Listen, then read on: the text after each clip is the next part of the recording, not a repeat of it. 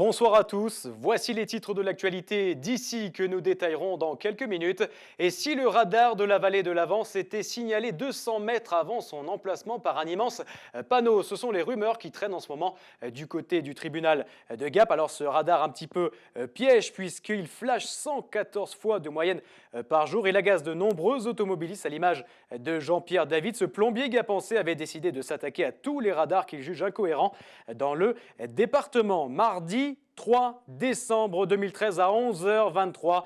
C'est l'heure à laquelle DC TV est arrivée sur la TNT. Après des semaines de travail, nous sommes donc ravis de vous accueillir ici sur votre télévision. Sous les applaudissements de l'équipe, les premières émissions ont en effet été diffusées ce midi depuis les studios du groupe DC construit à Chorges au milieu des Alpes du Sud, à 2 pas de chaque habitant. Autre sujet maintenant, y a-t-il trop de taxis à Gap? Certains s'inquiètent en tout cas de leurs conditions d'exercice en ville. En cause, les licences gratuites distribuées par la mairie. Il y en a en tout 20 à Gap, on y revient au cours du journal. Et puis J-3 pour le Téléthon, tout s'organise.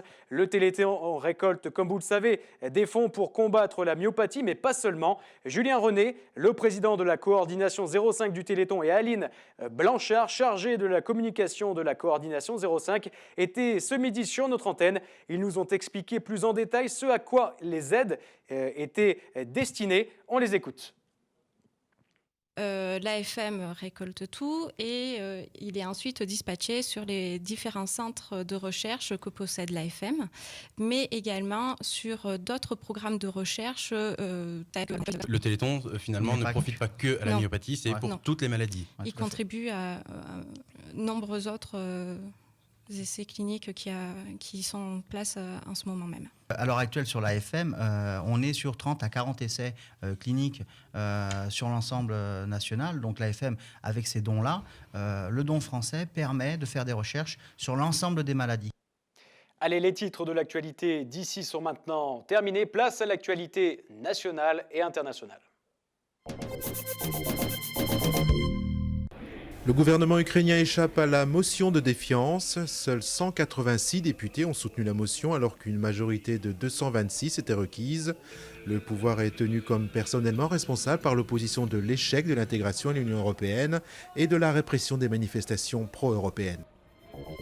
La France championne des inégalités scolaires, c'est ce qu'il ressort du rapport PISA, publié ce matin par l'OCDE. Le pays se situe désormais en 25e position selon l'enquête internationale qui se concentre sur 3 sujets, les maths, la compréhension de l'écrit et les sciences. L'Asie domine encore ce classement avec Shanghai, suivi par Hong Kong et Singapour. Autre rapport très attendu, celui de Transparency International sur la perception de la corruption dans le monde. Les pays scandinaves se maintiennent dans le peloton de tête, sans surprise. Pas de quoi pavoiser concernant la France, elle conserve sa 22e place, loin derrière l'Allemagne et le Royaume-Uni. 6 ans de camp pour Pavel Dmitrichenko dans l'affaire de l'attaque à l'acide. Le danseur du Bolchoï a commandité l'agression commise contre le directeur artistique du théâtre, Sergueï Filin. L'affaire avait révélé au grand jour les rivalités féroces et les pratiques douteuses en cours dans le célèbre théâtre russe. Un imposant collier de Maharaja, le diadème porté par Kate Middleton à son mariage, la plus grande exposition jamais consacrée à Cartier s'ouvre mercredi au Grand Palais de Paris. L'occasion pour le célèbre joaillier mettre en scène la saga de cette grande maison française. L'actualité d'ici et d'ailleurs sont maintenant terminées. Je vous retrouve dans une vingtaine de minutes pour le journal d'ici. Excellente soirée en notre compagnie.